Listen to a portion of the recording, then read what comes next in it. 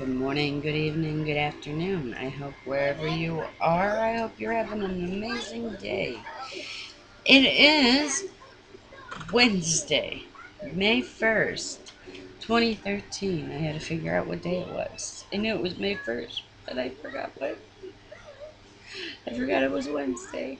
Yay, it's Wednesday. Pal Talk tonight. Bible studies. Woo! I wonder what it's about tonight.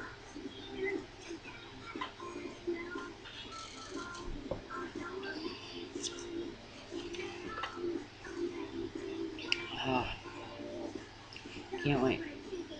I'm sorry. We have good ones. We have good Bible studies on Pal Talk at night in the Uncommon Faith room. Um, they're real good. I left off yesterday on Matthew chapter 12. It was the last chapter I did from the Amplified Bible, so we will continue with Matthew chapter 13. And you can find our room on Pal Talk that we go to by going to the uncommonfaith.org website, which if you go onto my page on Facebook, you can click on one of the Uncommon Faith links that are on there for one of the many stories that I post from that page, and it's on there on the page under Pal Talk.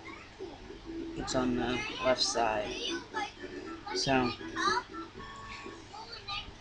yeah, give me when I'm done with this one. All right, so sorry. But I will give you a heads up warning. It is uncommon.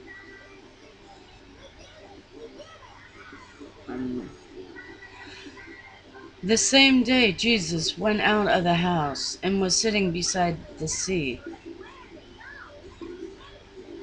That same day Jesus went out of the house and was sitting beside the sea. But such great crowds gathered about him that he got into a boat and remained sitting there, while all the throng stood on the shore. And he told them many things in parables, stories by way of illustrations and comparisons, saying, A sower went out to sow, and as he sowed, some seeds fell by the roadside, and the birds came and ate them up. Other seeds fell on the rocky ground, where they had not much soil, and at once they sprang up, because they had no depth of soil. 6. But when the sun rose, they were scorched, and because they had no root, they dried up and withered away. Other seeds fell among thorns, and the thorns grew up and choked them out. Other seeds fell on good soil and yielded grain, some 100 times as much as was sown, some 60 times as much, and some 30. 9. He who has ears to hear, let him be listening, and let him consider and perceive and comprehend by hearing. 10. Then the disciples came to him and asked, Why do you speak to them in parables?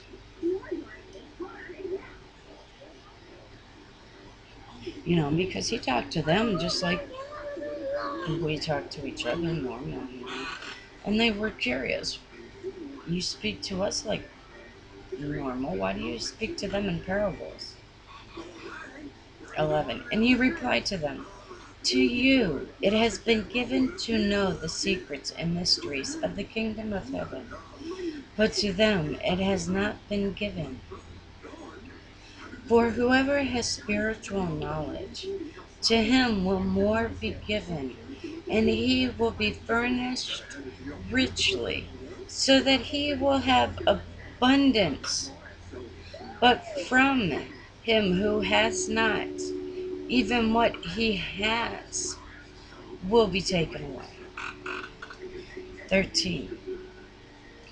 This is the reason that I speak to them in parables, because having the power of seeing, they do not see, And having the power of hearing, they do not hear, nor do they grasp and understand. 14. In them indeed is the process of fulfillment of the prophecy of Isaiah, which says, "You shall indeed hear, but never grasp and understand. And you shall indeed look, but never see and perceive." 15. For this nation's heart has grown gross, fat and dull, and their ears heavy and difficult of hearing, and their eyes they have tightly closed, lest they see and perceive with their eyes, and hear and comprehend the sense with their ears, and grasp and understand with their heart, and turn, and I should heal them. Hang on.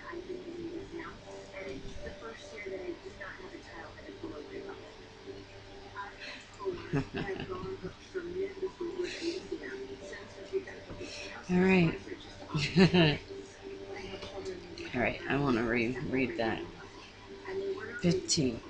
For this nation's heart has grown gross, fat and dull, and their ears heavy and difficult of hearing, and their eyes they have tightly closed, lest they see and perceive with their eyes, and hear and comprehend the sense with their ears, and grasp and understand with their heart, and turn, and I should heal them. 16. But blessed, happy, and fortunate, and to be envied are your eyes, because they do see, and your ears, because they do hear. 17. Truly, I tell you, many prophets and righteous men who were upright and in right standing with God, yearned to see what you see, and did not see it, and hear what you hear, and did not hear it.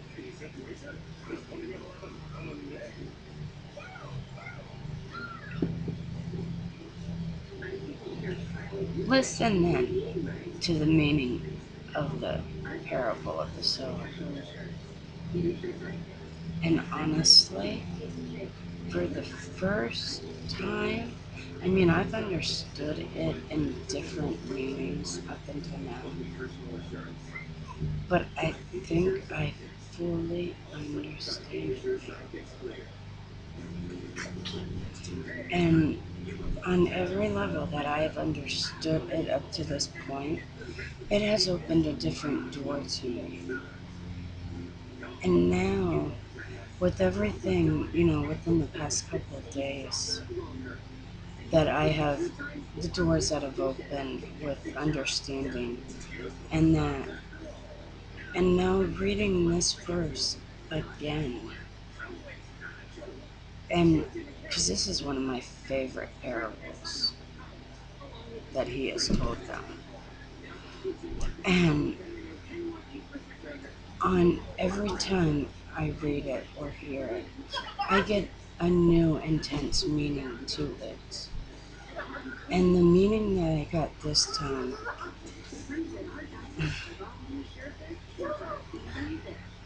wow.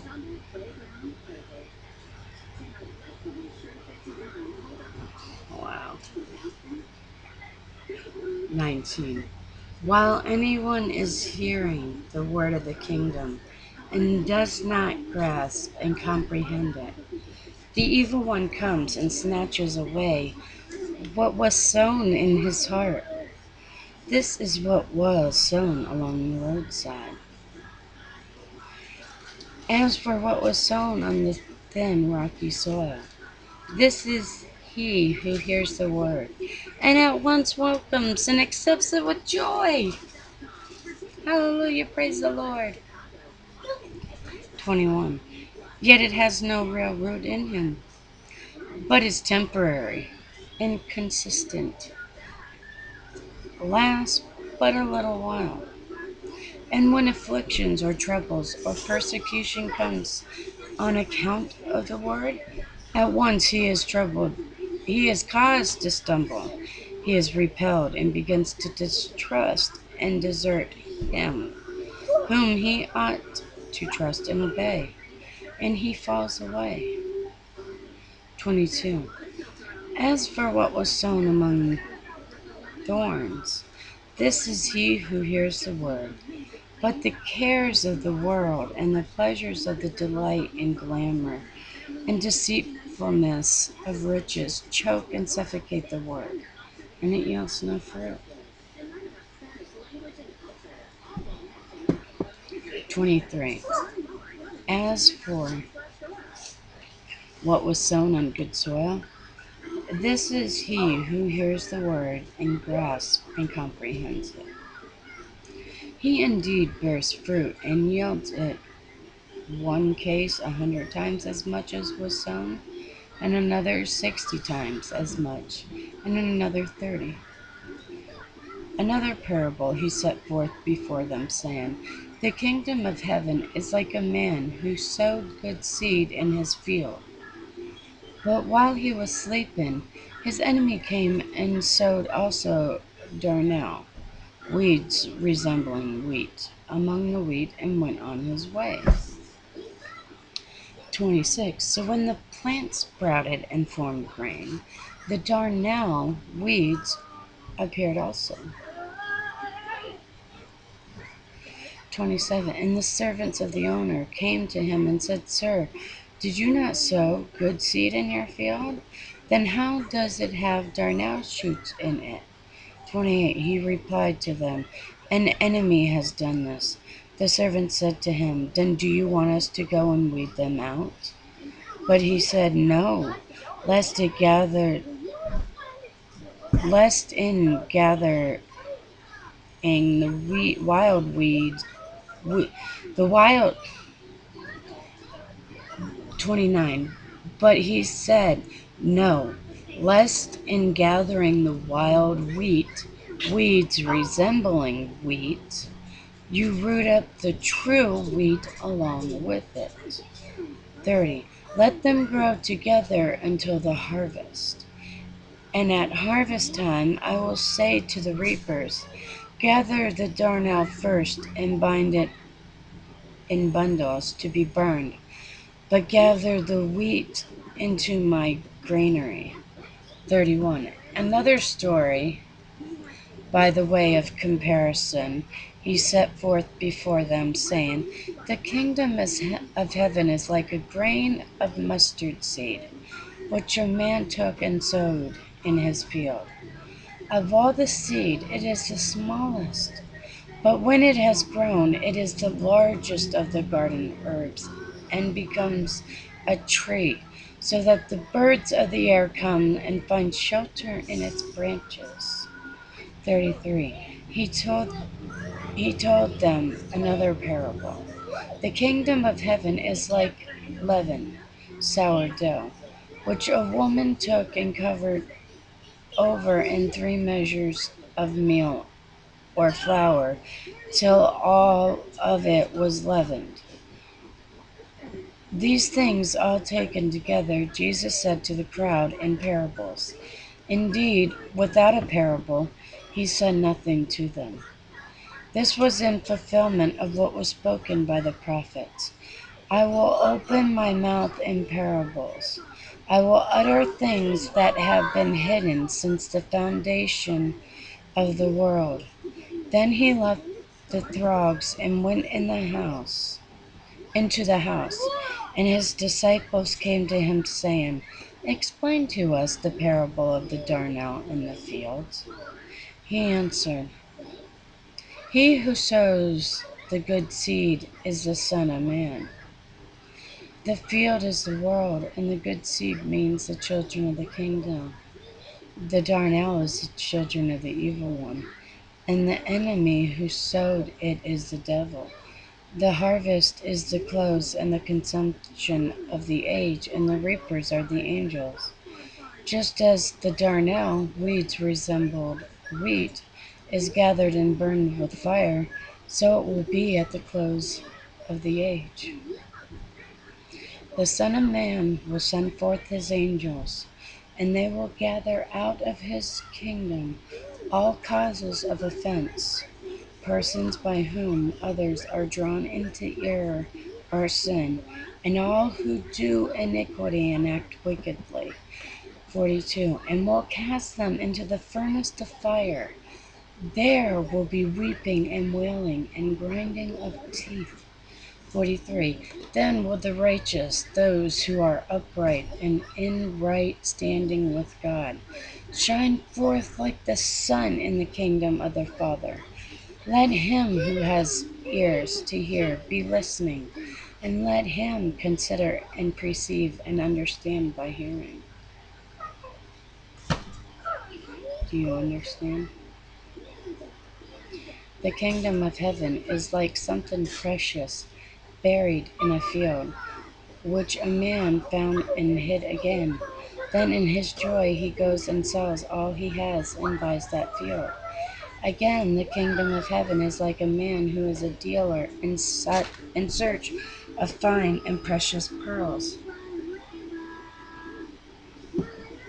46. Who on finding a single pearl of great price went and sold all he had and bought it. 47. Again, the kingdom of heaven is like a dragnet, which was cast in the sea and gathered in fish of every sort. When it was full, men dragged it up on the beach and sat down and sorted out the good fish into baskets, but the worthless ones they threw away. So it will be at the close and consumption of the age.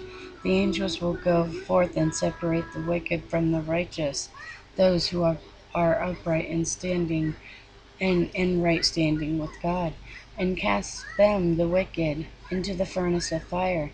There will be weeping and wailing and grinding of teeth. Have you understood all these things, parables taken together? They said to him, Yes, Lord. 52.